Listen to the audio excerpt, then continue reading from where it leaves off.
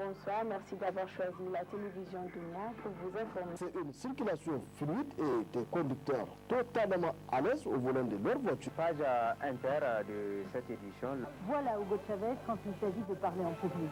Ces déclarations ont fait le tour du monde. Voilà, ici se referme ce journal.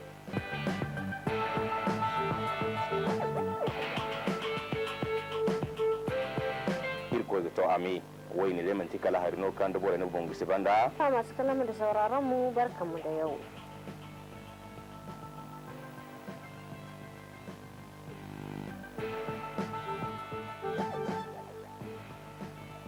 Cette grande édition d'information. Monsieur Dame, bon.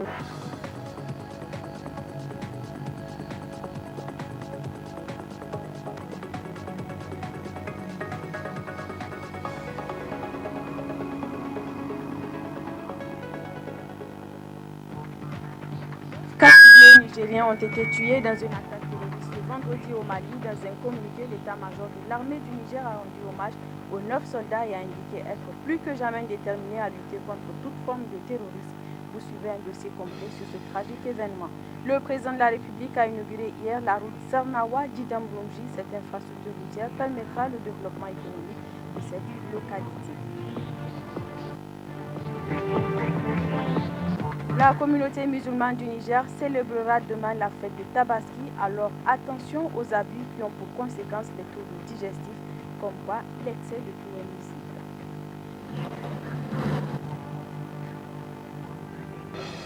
Voilà pour le sommaire, monsieur, dame, bonsoir. Merci d'avoir choisi la télévision Dunia pour vous informer. Bienvenue dans ce journal. Je vous le disais, 9 soldats nigériens ont été tués dans une attaque terroriste au Mali. L'état-major de l'armée du Niger a rendu public une déclaration. Je vous invite à l'écouter. Communiqué du ministère de la Défense nationale. Le ministre de la Défense nationale a le profond regret d'informer l'opinion nationale et internationale de ce qui suit. Ce jour 3 octobre 2014, un élément du bataillon nigérien de la mission intégrée multidimensionnelle pour la stabilisation au Mali, MINUSMA, ayant quitté Ménaka pour une mission de ravitaillement à Ansongo, est tombé dans une embuscade lâchement tendue par des éléments terroristes non identifiés à 80 km de Ménaka. Le bilan, hélas, extrêmement lourd est de 9 morts dans nos rangs. En cette douloureuse circonstance, le ministre de la Défense nationale présente au nom du président de la République, chef suprême des armées, du gouvernement, de l'ensemble des forces de défense et de sécurité et en son nom propre, ses condoléances les plus émues aux familles des disparus. Le ministre de la Défense nationale réitère ses encouragements aux forces de défense et de sécurité déployées sur les théâtres des opérations extérieures au service de la paix. En tout état de cause, le Niger est plus que jamais déterminé à lutter sans répit aux côtés des autres forces internationales contre toutes les formes de terrorisme et d'obscurantisme dans la bande sahélo-saharienne. Vive les forces de défense et de sécurité, vive le Niger, je vous remercie. Cela ne doit pas entraver la détermination du Niger à poursuivre le combat contre le terrorisme, a indiqué ce matin le président du Niger, Issoufou Mahamadou, sur RFI. Il a ainsi adressé ses condoléances aux familles des disparus. On l'écoute. Je vais d'abord commencer à présenter toutes mes condoléances à la famille militaire et à toutes les familles de disparus. Mais cela ne doit pas entamer la détermination du Niger à poursuivre le combat contre le terrorisme. Nous allons continuer à rester au Mali pour soutenir cette cause noble parce que le combat que nous menons est un combat de valeur. Nous sommes des démocrates. Nous ferons tout pour apporter notre contribution pour que soit éliminé dans la zone sahélo-saharienne le terrorisme qui est porteur d'une idéologie qui remet en cause les libertés. Nos forces de sécurité ne vont pas reculer, elles vont continuer à apporter leur contribution au sein de la MINUSMA, que ce soit au Mali ou ailleurs, que le devoir nous appelle, nous répondrons présent. Le secrétaire général de l'ONU, Ban Ki-moon, s'est déclaré scandalisée par ces événements, les qualifiant de graves violations des lois internationales. La mission de l'Union africaine au Mali et au Sahel a exprimé sa consternation en dénonçant des actes ignobles. La Grande-Bretagne les a jugés injustifiables. La France a appelé à ne pas laisser leurs auteurs impunis. À l'initiative de Paris, le Conseil de sécurité a unanimement condamné l'attaque, affirmant qu'il s'agit d'un crime de guerre au regard des lois internationales. Toujours sur le même sujet, au moins 9 soldats nigériens de la mission de l'Union au Mali ont été tués dans une attaque près de Gao.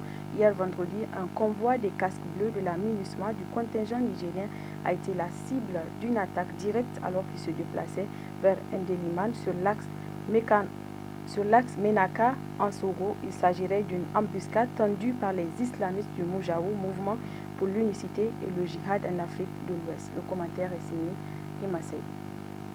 Les soldats nigériens au Mali sont plus de 800, dont des techniciens et des officiers de liaison. Ils se sont déployés dans la zone de Gao dans le cadre de la MISMA. Les militaires nigériens sont aguerris et surtout rompus au combat dans le désert. Ils ont une expérience de la guérilla dans les montagnes de l'Aïr et de la guerre classique. Les militaires nigériens ont participé à la guerre au Koweït. Ils sont encore au Congo et en Côte d'Ivoire. Tout le monde s'accorde à reconnaître leur professionnalisme et leur courage sur le terrain.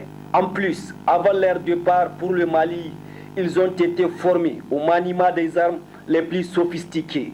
L'arsenal des soldats nigériens est composé de blindés, de canons anti-aériens, d'avions de reconnaissance et d'hélicoptères de combat. Rappelez-vous, en leur rendant visite peu avant leur départ pour le Mali en janvier 2013, le président Issoufou Mahamadou a exhorté les soldats nigériens à vaincre les forces du mal et de la désolation. C'est une guerre, a-t-il dit, injuste dont souffrent nos frères de Kidal, Gao et Tombouctou. Au contingent nigérien, le président Issoufou a dit ceci: « Je suis venu ce matin pour vous apporter le soutien et l'admiration de tous les peuples. Je suis venu pour vous. Je suis venu pour vous réitérer la confiance de toute la hiérarchie militaire. Pour le chef suprême des armées, il faut débarrasser le Mali des forces du mal et de la désolation, défendre la liberté confisquée du peuple frère du Mali. Le Niger qui assure le commandement adjoint de la mission internationale du soutien au Mali, MISMA, à travers le général Abdou Kaza, le président Issoufou Mahamadou avait d'ores et déjà préconisé l'option militaire comme solution au terrorisme et trafic de drogue qui sévissent dans la bande sahélo-saharienne. À ce sujet, je vous invite à suivre la réaction des citoyens nigériens. Ils déplorent également ce drame. Qu'être triste, j'ai appris l'information comme vous, comme quoi qu'il y a 9 de nos soldats qui sont tombés sur le champ d'honneur. Je suis vraiment triste. Je souhaite quand même que Dieu les accepte dans son paradis. Il y a eu d'autres nationalités, des militaires d'autres nationalités qui sont décédés sur le même champ. Il y a eu des Français, des Tchadiens, des Burkinabés. Si aujourd'hui des Nigériens meurent, c'est dans le cadre d'une mission, et c'est une mission loyale. Et ça ne peut que faire honneur au pays. Disons que la nouvelle était tombée vraiment comme un coup de foudre sur nous. Et c'est une chose que nous déplorons vraiment. Nous condamnons cet acte odieux et barbare. Et vraiment, nous souhaitons que Dieu ait l'âme de ces braves soldats. C'est un sentiment vraiment de désolation. Voilà. Vraiment, nous sommes désolés et nous compatissons aux familles de ces victimes et à tout le peuple nigérien. Depuis bien longtemps, le président Issoufou Mahamadou avait préconisé une intervention au Mali en raison de la nature des individus qui ont imposé cette guerre aux Maliens. Le chef de l'État nigérien avait-il raison de s'impliquer dans cette guerre? Élément de réponse dans cette analyse signée Omar Manga. Notre pays vient d'apporter la preuve qu'elle est toujours capable de se mobiliser comme un seul homme. Bien sûr que oui. Issoufou Mahamadou avait toutes les raisons de s'impliquer dans la guerre au Mali. Pourquoi? D'abord, le Mali et le Niger partagent une longue frontière. C'est aussi deux pays sahéliens et musulmans.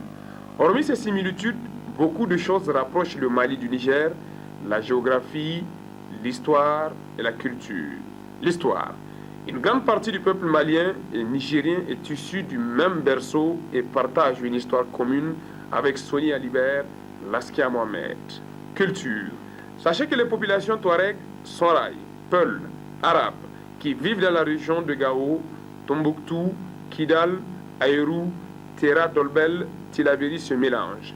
Ces communautés nomades et sédentaires qui habitent dans le même terroir entretiennent depuis des siècles des relations multiformes et partagent la même religion. Ils appartiennent à la Oumma islamique.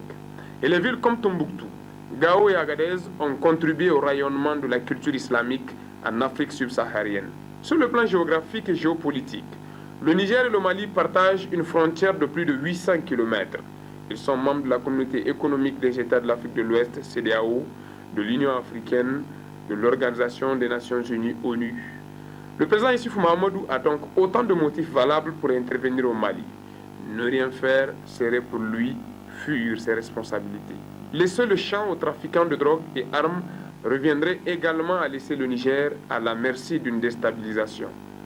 Or, le développement du Niger dépend de sa sécurité et de sa stabilité.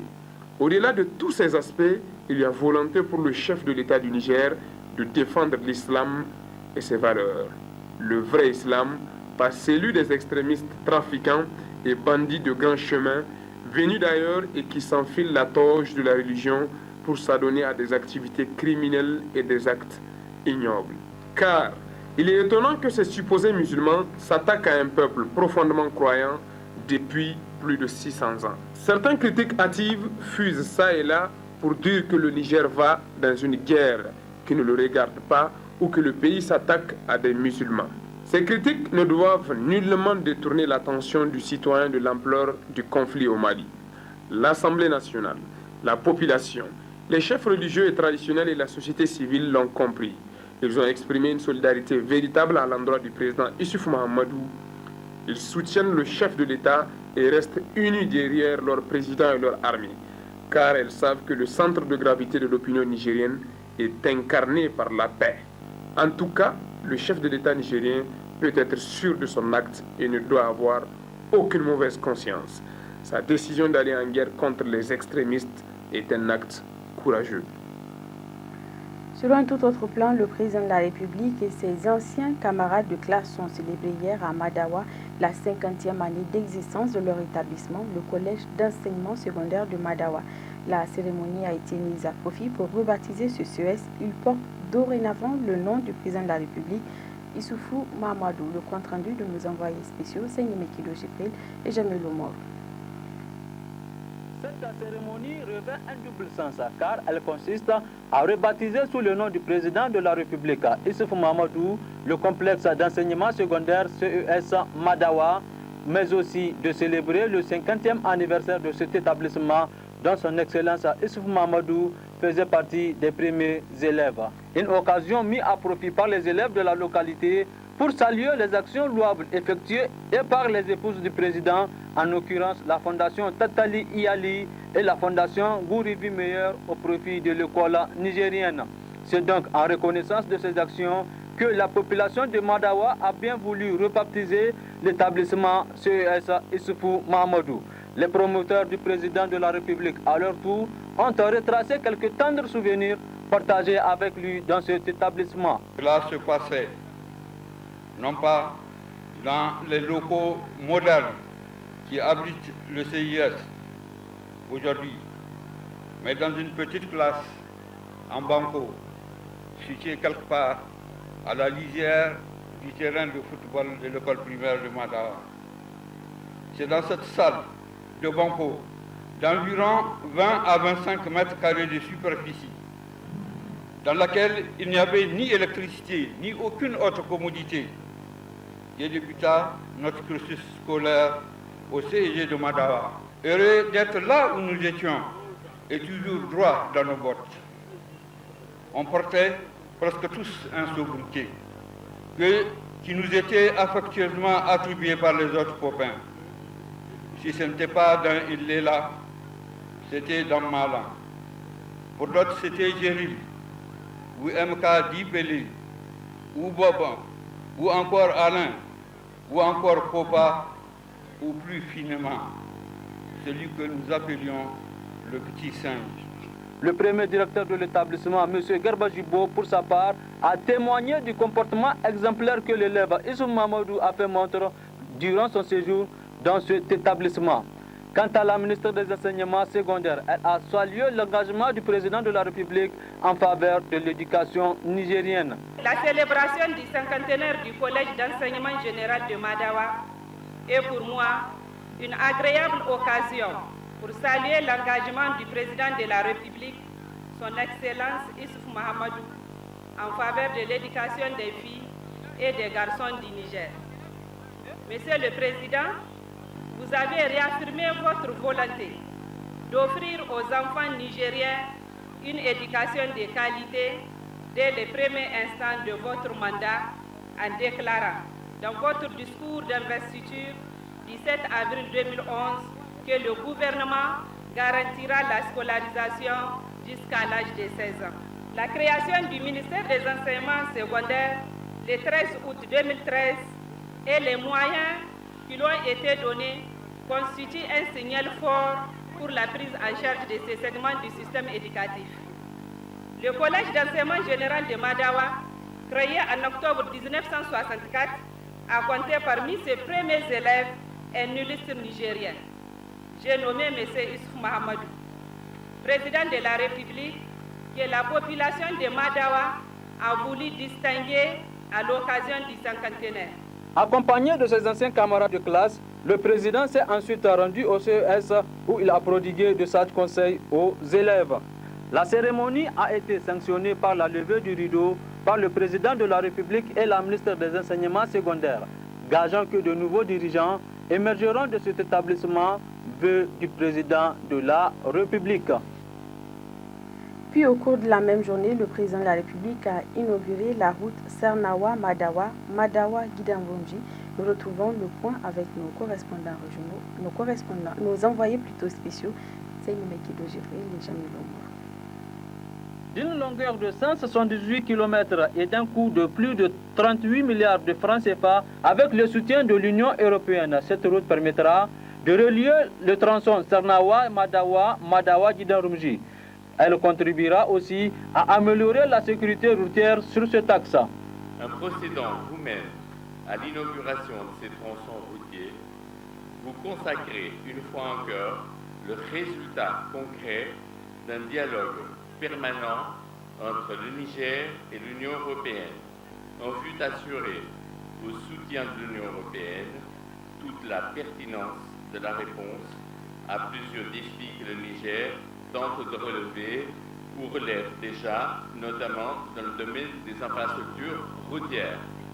Chaque borne kilométrique de route et de piste construite ou réhabilitée se doit d'être un jalon posé en vue de renforcer l'unité du pays et de l'intégrer efficacement dans un espace économique et commercial qui relie les parties occidentales et centrales de l'Afrique, ainsi que le nord et le sud du Sahara. Les travaux de réhabilitation de cette route comportent aussi d'importantes actions connexes.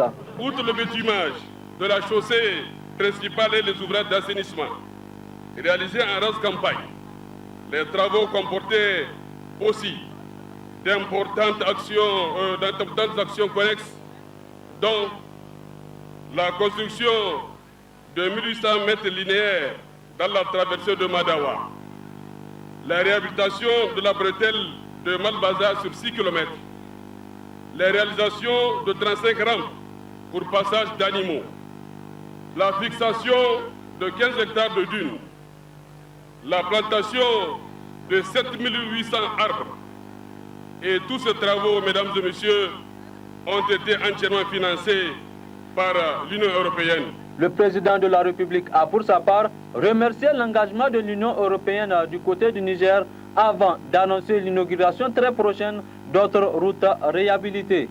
Je voudrais remercier l'Union européenne pour son engagement aux côtés du Niger, aux côtés de notre pays. C'est grâce à votre soutien que nous inaugurons aujourd'hui les 2 tronçons de route Guidamvunji, Madawa, Sernawa, et vous l'avez annoncé, l'Union européenne continuera à être à nos côtés parce que très prochainement, nous allons lancer aussi le tronçon de route Zender, Magaria, frontière avec le Nigeria, Baleara, Filangué, Agadez, Tekedit. Et je sais que dans le cadre du 11e fête, où le Niger a bénéficié de 4 points de concentration, ce qui est rare, 4 points de concentration, la sécurité alimentaire, les secteurs sociaux. La coupure du ruban par le président de la République et l'ambassadeur de l'Union européenne a marqué la fin de la cérémonie. Le programme de la Renaissance entend aussi poursuivre la consolidation des routes existantes et la réhabilitation de nouvelles routes bitumées et en terre, mais aussi à la promotion du rail. La ministre de l'Éducation nationale a procédé au lancement officiel de la rentrée scolaire 2014-2015 à Bilma. Objectif, témoigner que tous les enfants du Niger ont les mêmes droits et les mêmes chances à l'école. C'est un reportage de nos confrères de la télévision nationale. Successivement, les directeurs de l'école, les maires, les préfets des départements ont salué à l'unanimité le choix porté sur cette légendaire ville de Bilma pour abriter le lancement national de la rentrée scolaire 2014-2015 et réaffirmer la reconnaissance de la population au président de la République, Issoufou Mahamadou, et à son gouvernement. Suivra ensuite l'intervention du gouverneur de la région d'Agadez, qui a rappelé les engagements pris par le président de la République lors de son investiture de rendre l'école gratuite et obligatoire jusqu'à 16 ans. Engagement traduit en acte aujourd'hui, dira le colonel-major Garba Mikido, avec la mise en chantier du programme sectoriel de l'éducation et de la formation pour la décennie 2014-2024. Le chef de file des partenaires techniques et financiers a félicité de son côté la vision commune que les responsables de l'éducation ont aussi développée et salué les avancées significatives enregistrées ces dernières années dans toutes les dimensions, avant de réitérer que l'éducation constitue une priorité majeure pour le Niger et qu'elle doit figurer comme telle dans les engagements et le financement de l'État nigérien et de la communauté internationale. Le chef de file des partenaires techniques et financiers de l'éducation a réaffirmé solennellement en ce jour l'engagement de tous les partenaires techniques et financiers à accompagner le Niger pour le développement de l'éducation en zone nomade et l'atteinte des objectifs de l'éducation au Niger. À ce jour du 1er octobre, du lancement officiel de la rentrée scolaire, Madame la ministre en charge de l'enseignement primaire, de l'alphabétisation et de la promotion des langues nationales a adressé d'abord aux populations de Bilma les cordiales salutations du président de la République, chef de l'État, Issoufou Mahamadou, et du Premier ministre, chef du gouvernement, Birger Rafeni, qui l'ont mandaté avec cette importante délégation. Nous avons choisi de faire la rentrée à Bilma pour dire à tous les élèves et à tous les parents et tous les enseignants de Bilma, bien que vous soyez loin de la capitale, le président de la République et le gouvernement ne vous ont pas oublié. Vous êtes proches de nous. Vous êtes au centre du Niger et au centre des préoccupations du gouvernement. Nous sommes venus vous dire que l'école de la Renaissance est une école pour tous les enfants, quel que soit leur lieu d'habitation ou quelle que soit leur origine sociale. Tous les élèves nigériens, de Terra comme de Ngourti, d'Aïrou et du Jado, ont les mêmes droits, particulièrement le droit à l'éducation, une éducation gratuite obligatoire de qualité. Car, comme vous le savez, le gouvernement a pris toutes les dispositions parce que le ministère de l'Éducation a acquis d'importantes quantités de fournitures pour un coût global de 6 487 500 000 et le gouvernement a aussi recruté 4 500 nouveaux contractuels. Il en a intégré 4 230 à la fonction publique. L'école de la Renaissance est la cheville ouvrière du programme de la Renaissance du Niger. Ce programme pour qui les enfants de Bilma ont dédié un poème au cours de cette même cérémonie. Aussi pour témoigner son soutien à l'école, en vue de familiariser les élèves de Bilma avec les outils informatiques, la Fondation Gourivi Meilleur de la première dame Issoufou Aïssata a fait un don de 10 ordinateurs, un geste de la première dame remis aux autorités au cours de cette cérémonie par la représentante locale de la Fondation Gourivi Meilleur.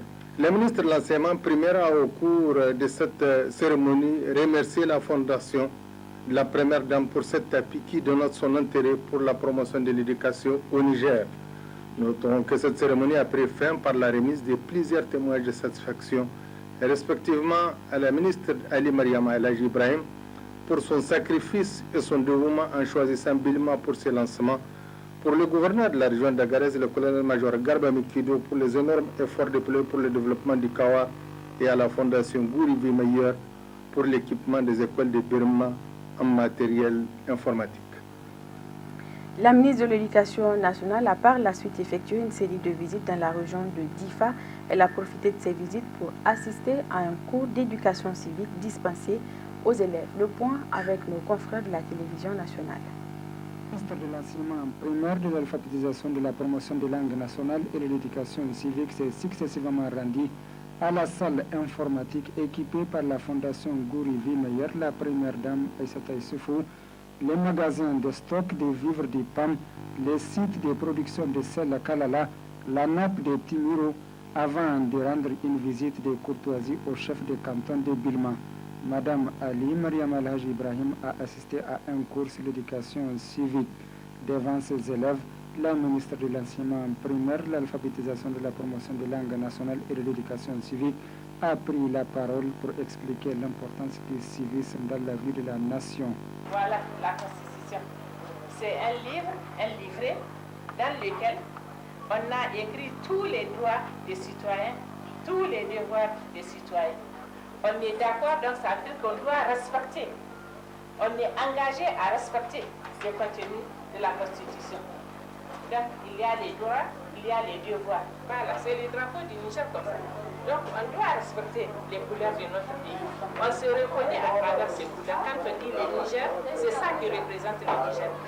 Donc, et dans la Constitution, il y a tout ce que vous devrez faire et ce que vous ne devrez pas faire.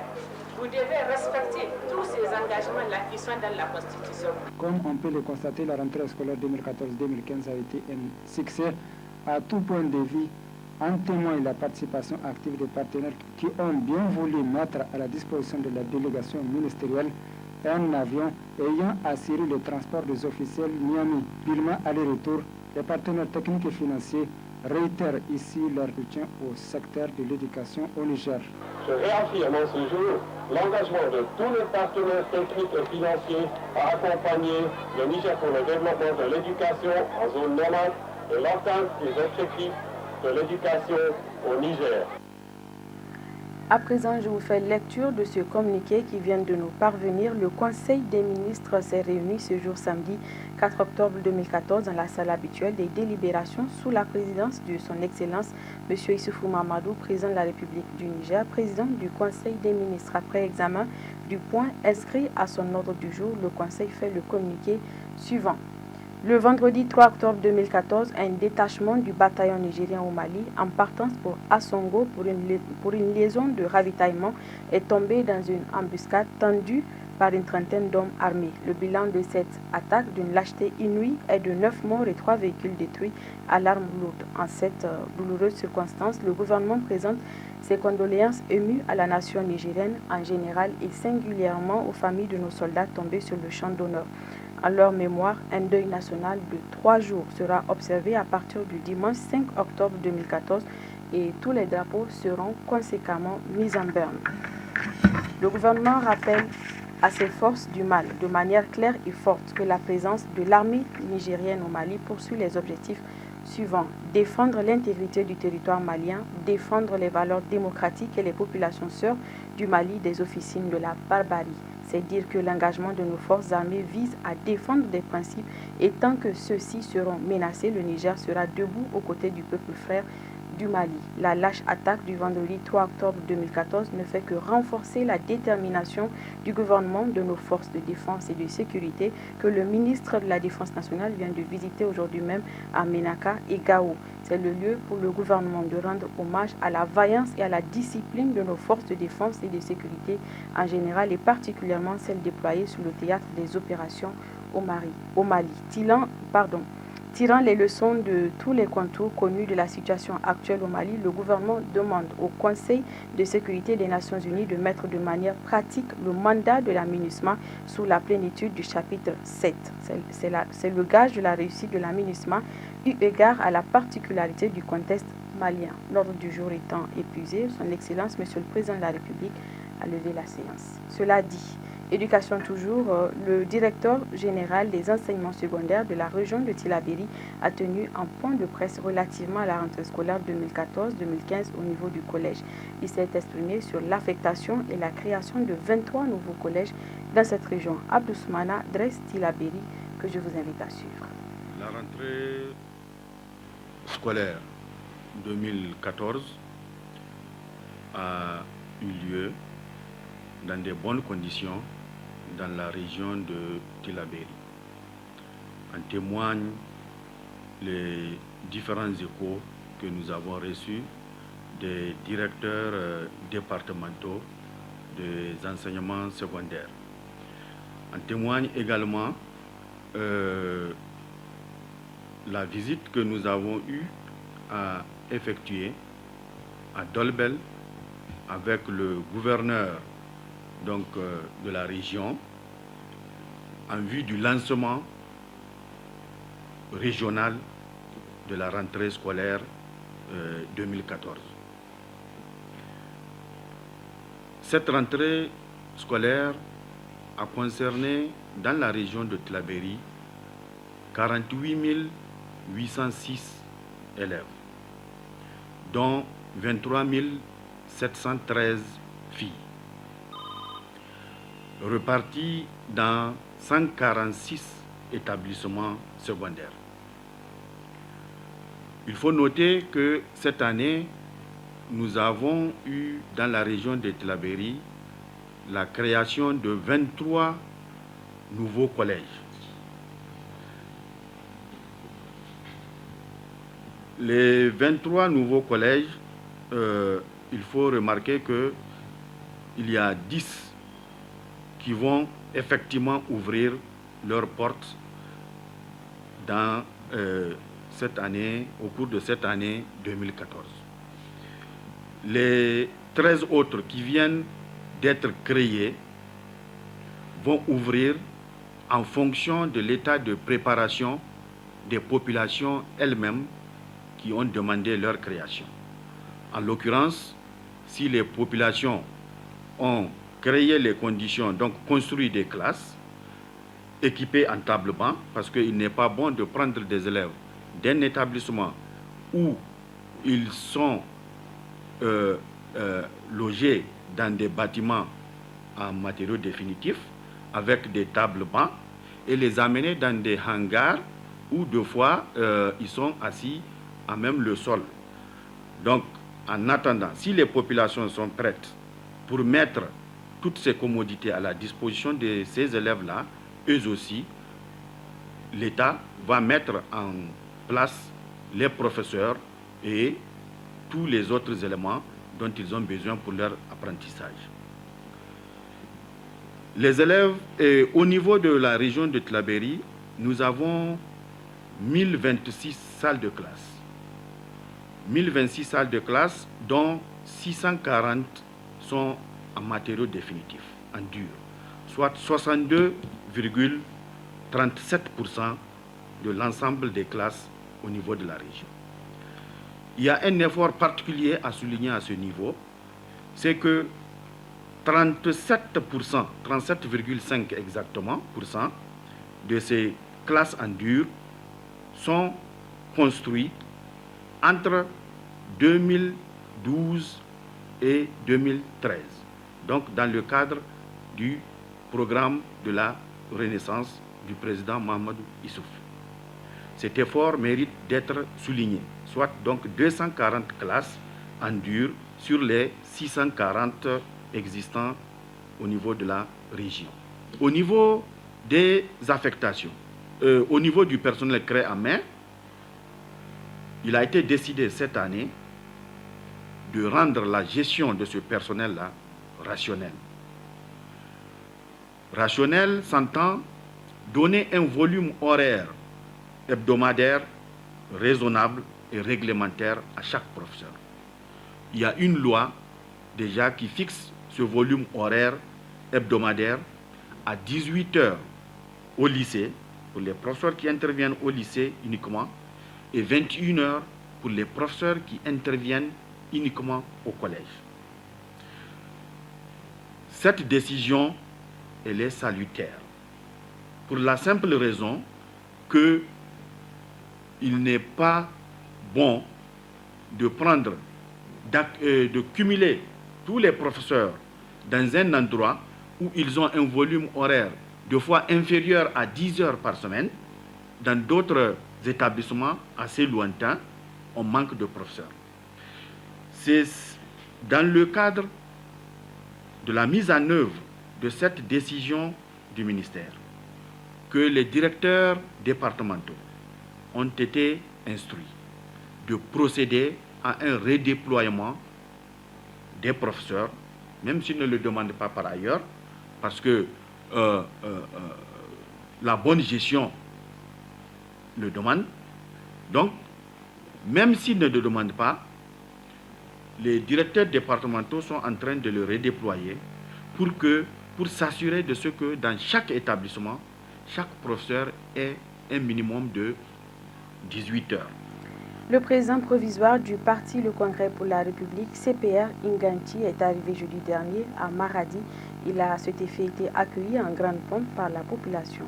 Le point avec nos correspondants régionaux, Alzuma Seri Soumaïla et Abdelkader Ilyassou. Après la création d'un parti politique le 17 septembre dernier à Niamey, dénommé Congrès pour la République CPR Inganti, le président provisoire du parti, Kassou Mokhtar, est rentré à Maradi le 2 octobre 2014.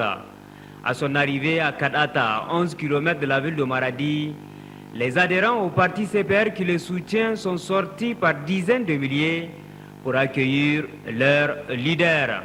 Une entrée triomphale dans la ville de Maradi qui présage un avenir politique certain pour le jeune parti dans la région de Maradi.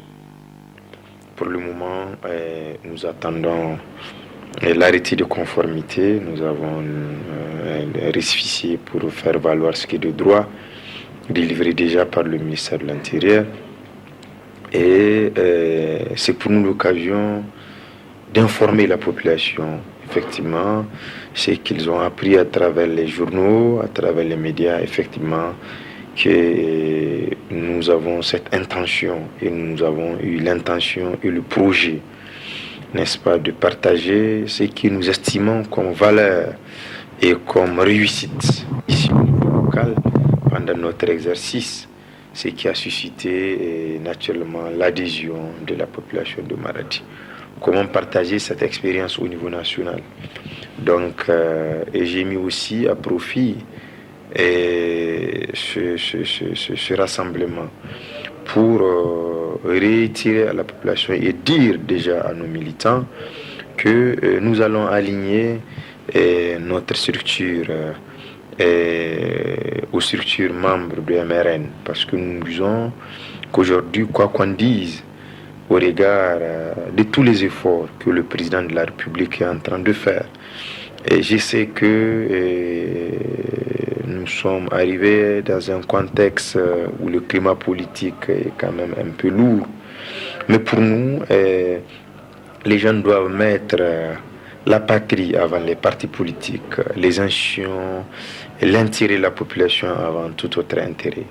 En tous les cas, il y aura un seul président, quelles qu'en soient les ambitions démesurées, c'est-à-dire des uns et des autres. Aujourd'hui, Dieu a fait que le président de la République, c'est Issou Mahamadou. Je pense que notre religion, notre éducation nous impose de suivre, n'est-ce pas, celui qui est mis devant nous. Et c'est pourquoi nous avons déjà lancé un appel à tous nos sympathisants, tous nos adhérents, pour ne pas dire tous nos militants de Maradi et de partout, que, n'est-ce pas, de nous soutenir dans cette lancée. Parce que ce qui compte pour nous sur le Niger, c'est comment aider, contribuer à construire quand même un pays sûr, n'est-ce pas? Parce que pour nous, seul compte le sacrifice, le travail, des pactes, des unions.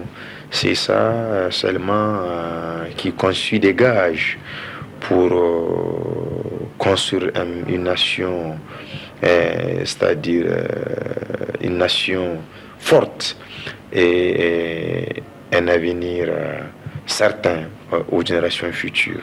Donc voilà un peu le message que nous avons délivré. Quand même, le mot nous manque et nous avons espoir déjà avec les échos qu'on a dans la région de Zander, Difa, Agadez, Niamey, etc. C'est-à-dire que Inch'Allah, nous allons très vite installer c'est-à-dire les structures, les instances de ce parti et nous aligner aussi dans les compétitions nationales. Parce que le plus important pour nous, c'est une marche de l'avenir. Et c'est pourquoi nous disons, parce que nous sommes convaincus que c'est ensemble que nous allons décider de l'avenir. Arrivé à son domicile après une longue route de cortège, le président provisoire a remercié la population pour sa marque de confiance avant de lui demander de soutenir le président de la République, Issoufou Mamadou, dans ses œuvres de construction nationale. Politique toujours, les jeunes militants du MNSD Nassara du quartier d'Ekaina BBC de la région de Tillabéri ont organisé jeudi dernier un grand meeting. Objectif, apporter leur soutien au président de la coordination régionale de leur parti ainsi que le secrétaire général. Le point avec nos correspondants régionaux Ismaël Bedi et Salisu Souley.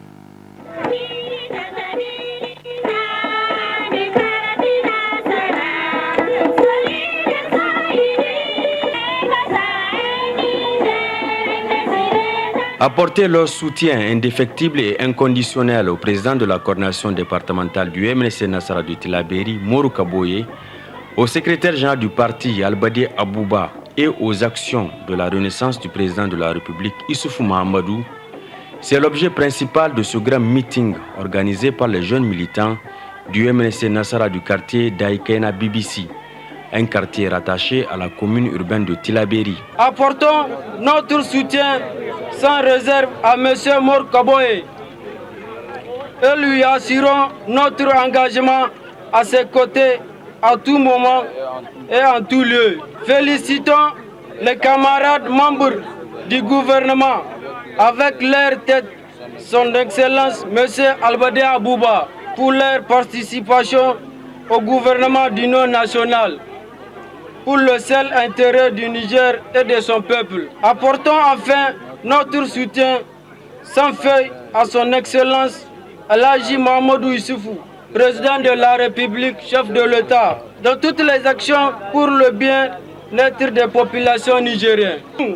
Jeunes du quartier d'Aïkaina BBC, sollicitons auprès du maire Mor Kaboye et des autorités départementales et régionales une addition d'eau potable pour notre quartier, l'extension de l'électricité à notre quartier, une voie d'accès pour notre quartier, un appui à la jeunesse du quartier et à son équipe de football. Présent à ce meeting, le président de la coordination départementale du MNSD Nassara de Tillabéri, ainsi que le président des jeunes de la coordination de Tillabéri, Hassoumi Soumana, se sont tous réjouis de cette forte mobilisation de ces jeunes militants et de leur soutien, avant de les expliquer les raisons qui les ont conduits à prendre le train de la Renaissance. C'est un sentiment de fierté, et de fierté légitime d'ailleurs. Parce que j'ai l'habitude de vous le dire, et il n'y a même pas longtemps à Tagantasso, si vous vous rappelez. Je dis, moi, ce sont les militants et les militantes qui nous font appel. Parce qu'ils ont compris. Ils ont compris et il n'y a plus de marche arrière. Personne ne peut arrêter le courant de l'histoire. Nous sommes aujourd'hui les partisans de la Renaissance, je veux dire les soldats de la Renaissance. Personne, et je dis bien personne, et je le répète, ne pourra nous dire de changer de cap. Nous allons continuer jusqu'à bon port. Jusqu'en 2016, quand nous allons asseoir le président de la République dans son fauteuil. Ce grand rassemblement qui a drainé des centaines de jeunes militants du MNSD Nassara du quartier d'Aïkaina BBC démontre leur engagement à se mobiliser derrière leur leader.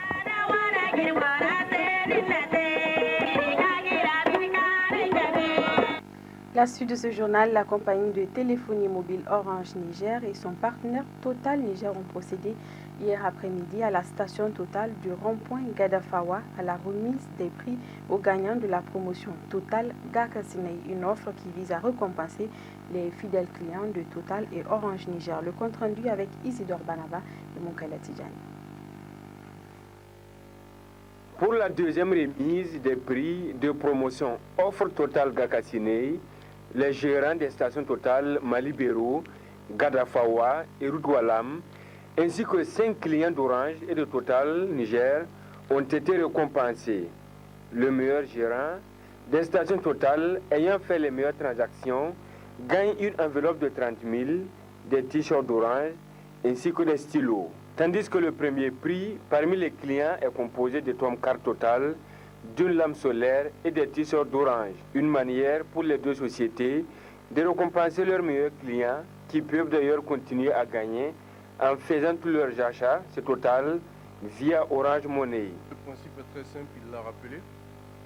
Toute activité d'achat dans les stations Total consiste à offrir aux clients deux avantages à 100%.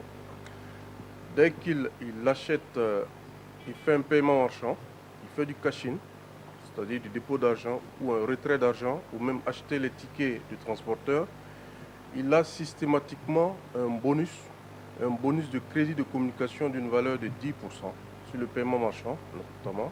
Et ce bonus est reversé le lendemain à J+1, il faut bien le rappeler au client. C'est le lendemain qu'il reçoit son bonus par une notification SMS qui lui dit qu'il a effectué un paiement marchand à Total. Okay, et le lendemain, il reçoit le bonus de 10%, équivalent à la valeur, 10% de la valeur du paiement marchand effectué. Dans le même temps, nous avons lancé le jeu concours Gaskiné qui permet aux clients d'accumuler des points. Alors, l'accumulation de points se fait sur toutes les transactions dont je viens de faire cas, notamment le paiement marchand. Quand vous faites un paiement marchand, on considère que c'est une transaction. Quand vous faites du cash-in, vous achetez des UV, on considère que c'est une transaction. Vous venez dans une station, vous faites un retrait d'argent, donc du cash-out, on considère que c'est une transaction. Quand vous venez aussi dans une station faire un achat de tickets de bus, notamment les tickets de bus Rimbo pour ne pas les nommer, on considère que c'est une transaction. Et pour toutes ces transactions, le client accumule des points, n'est-ce pas? Et ces points sont calculés sur une période de 2 semaines. Et au bout de 2 semaines, évidemment, on sélectionne les meilleurs clients qui auront accumulé le plus grand nombre de points. Recevant leur prix, à quelques jours seulement de la fête de la Tabaski, les heureux bénéficiaires se disent satisfaits et encouragent les deux sociétés. C'est une activité qui nous accompagne en partenariat avec Total pour gagner plus de clients. Mais il y a des avantages liés à cette activité. Je suis satisfait parce que je suis premier, l'heureux gagnant de cette activité. Voilà, oui. Voilà. Et donc je suis vraiment content de ce service-là. Pour gagner les lots, il faut présenter ce service aux différents clients. Par exemple, si le gars n'a même pas le compte Orange Money, on peut créer ce compte-là ici sur ma station. Ce qui va te permettre de bénéficier de cette activité. Avec la promotion Offre Total Gakasinei, Orange Niger et Total Niger entendent accompagner leurs fidèles clients dans leur vécu quotidien en facilitant leurs transactions. Comme vous le savez, la fête de la Tabaski ou fête de mouton rime avec une forte consommation de la viande, mais comme vous le savez également, l'excès de tout est nuisible. Ainsi, le nutritionniste recommande de ne pas en abuser. Docteur Ilyas Soumaïna Sarah, que je vous invite à suivre dans ce temps robé signé Hervé Alali. Quelles sont les conditions de préparation de mouton? Avec la fête de Tabaski, et qui est communément appelée fête de mouton, et il y a 3 principales conditions et pour prévenir en tout cas les troubles qui peuvent survenir ou bien les conséquences qui peuvent être induites par la consommation de la viande et de mouton qui a été grillée. La première, c'est dans le choix du mouton. Il faut que le mouton soit en tout cas en bonne santé. Et la deuxième condition, Une fois que le mouton a été égorgé et dépecé, il ne faut pas l'exposer au soleil. Parce que le soleil, du moins, entraîne la décomposition. Il faut que ce mouton égorgé et dépecé soit bien manipulé. Il faut éviter des manipulations intempestives parce que vous savez, la main est un facteur de transmission des maladies. Donc il faut essayer de protéger ce mouton dépecé, mais également il faut le protéger du soleil, il faut le protéger des mouches qui sont des vecteurs qui peuvent transporter des germes. Et une fois que cela est fait, il faut bien le griller. Il faut bien le griller, éviter que le mouton soit carbonisé, éviter que le mouton soit mal grillé. Parce que si par mégarde, il y a eu des mouches qui ont transporté des germes, s'il y a des mains contaminées qui ont manipulé ce mouton et qu'il soit mal grillé, le lendemain, quand ça va être distribué, ça peut être une source de contamination. Est-ce que vous pouvez nous rappeler les conséquences d'une forte consommation de la viande le jour de la Tabaski?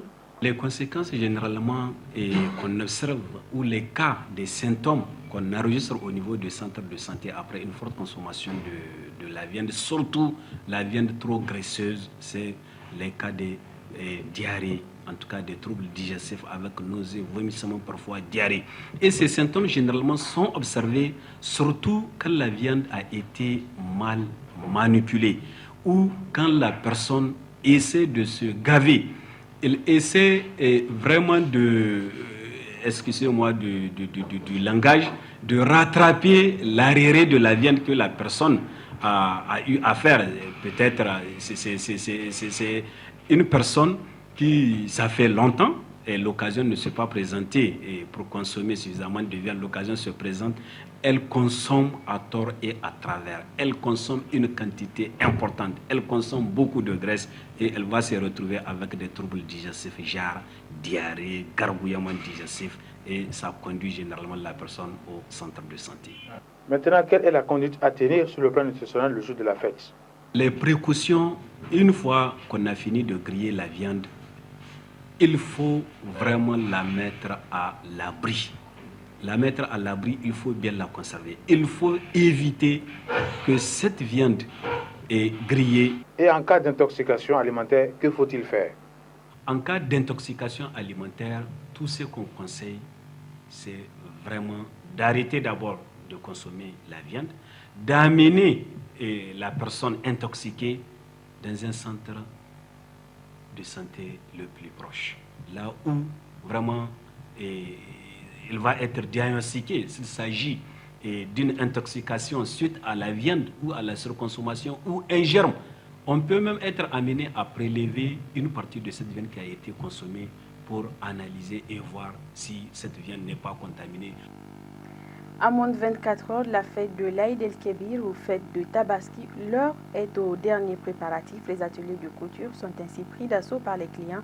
Avec le nombre important de commandes, les délais fournis par les couturiers ne sont souvent pas respectés. C'est un reportage de notre stagiaire Ralia Sami et Moukaila Tijani. À 24 heures de la célébration de l'Aïd el-Kébir ou Tabaski, l'heure est au rendez-vous avec les tailleurs qui mettent d'ailleurs les bouchées doubles pour satisfaire une clientèle de plus en plus impatiente. Ça va, alhamdulillah. Oui. Parfois il y a des problèmes et parfois il n'y a pas de problème. Oui, supposons si tu fais la couture, la personne ne veut pas venir prendre les trucs, donc ça c'est un problème.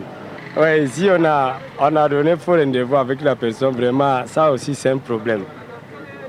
Le dragon n'est pas comme la fête du Ramadan, mais qui est l'Ouest quand même. Ce qu'on est, Inch'Allah, on va tout faire possible pour le finir avant la veille de la fête aujourd'hui. On a beaucoup de clients et puis si les clients viennent, ils vont récupérer les habits, Inch'Allah, sans problème. Entre couturiers et clients, les fêtes riment parfois avec faux rendez-vous. C'est pourquoi d'autres ont pris des mesures pour être en possession de leurs habits à temps. Je suis vraiment satisfaite de son travail. Jamais tout le temps, oui, jamais trouvé de faux rendez-vous chez lui. Ah ouais. Pour récupérer, il m'a donné le rendez-vous, je suis venue et c'est prêt. Ah ouais. Je suis vraiment satisfaite de son travail.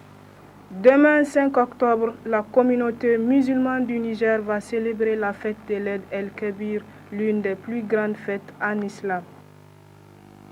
Situé au rond-point Morey, l'Institut nigérien des techniques comptables, financières et informatiques, INTECFI, est une école professionnelle assurant la formation dans les niveaux BTS, licence et master.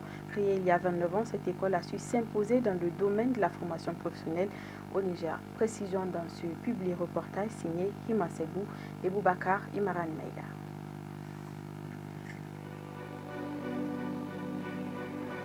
Créé en 1985 sous l'appellation du Central de garantie sociale, aujourd'hui, Institut nigérien des techniques comptables, financières et informatiques, INTECFI, assure une formation de qualité aux élèves et étudiants dans diverses filières. La formation aboutit à l'obtention des diplômes suivants: BEP, CAP, DAP, Bac Pro, BTS, licence et master. Le directeur des études de l'INTECFI, Chaoun Félicien, décline l'identité de son établissement. Nous avons commencé en cours du soir depuis 1985, d'abord 85-86 au Collège Lacour, et de 1986 à 1999 au CG3. Et nous sommes venus dans ces locaux, et au CG3 c'était sous l'appellation de Centrale de garantie sociale, CGS. Maintenant, après de 99, 2000, jusqu'à ce jour, nous sommes là sous la dénomination INTECFI, Institut nigérien des techniques comptables, financières et informatiques. L'Institut nigérien des techniques comptables, financières et informatiques, INTECFI, s'est illustré également. Lors des différents examens en témoignent ces résultats forts encourageants réalisés par ses élèves et étudiants. Nous faisons toujours de bons résultats. Pourquoi? Parce que nous avons 29 ans d'existence. Et non seulement ça, en marketing par exemple, au BTS, tous ceux que nous avons présentés aux examens BTS ont réussi. Donc nous pouvons parler de 100%. Parlons aussi du secrétariat de direction, nous avons fait aussi 100%. En finance banque, nous avons eu d'admis. Et non seulement ça, en communication aussi, nous avons eu des admis. Et en comptabilité, n'en parlons pas, nous sommes taillés un rang très important. Notez que quand vous formez bien le premier cycle, pour le reste, ce n'est pas trop difficile. Au niveau moyen, au CAP, employé de banque, il y a eu 6 admis dans tout Niamey. Et les 6 sont d'INTECFI. En dehors des 6, on a eu des admissibles. 4 admissibles. Et au CAP aide comptable, il y a eu 9 dans tout Niamey. Et dans les 9, INTECFI s'est taillé la part de 4. Alors vous savez que le CAP est extrêmement important, c'est la comptabilité générale. Alors cette comptabilité générale, c'est la même comptabilité générale au baccalauréat, même comptabilité générale au BTS, même comptabilité générale à l'expertise comptable. Et au BEP, banque, je n'avais pas du CAP, maintenant le BEP, au BEP banque, il y a eu 10 admis dans tout Niamey, et dans les 10, INTECFI a eu 7 admis. Nous avons eu aussi des admis en transit douane aussi. Ainsi, nous projetons faire beaucoup mieux avec les 29 ans d'existence. Nous désirons chaque année faire toujours un peu plus. Il faut noter qu'au bac professionnel, secrétariat, nous avons fait 100%. Et nous avons eu en plus cela, parce qu'on présente au bac pro et au bac G. Donc au bac G1, nous avons eu d'admis. Et là aussi, on peut dire que nous avons fait 100% au bac G1. Et notons aussi qu'au bac pro, en comptabilité, nous avons eu aussi des admis.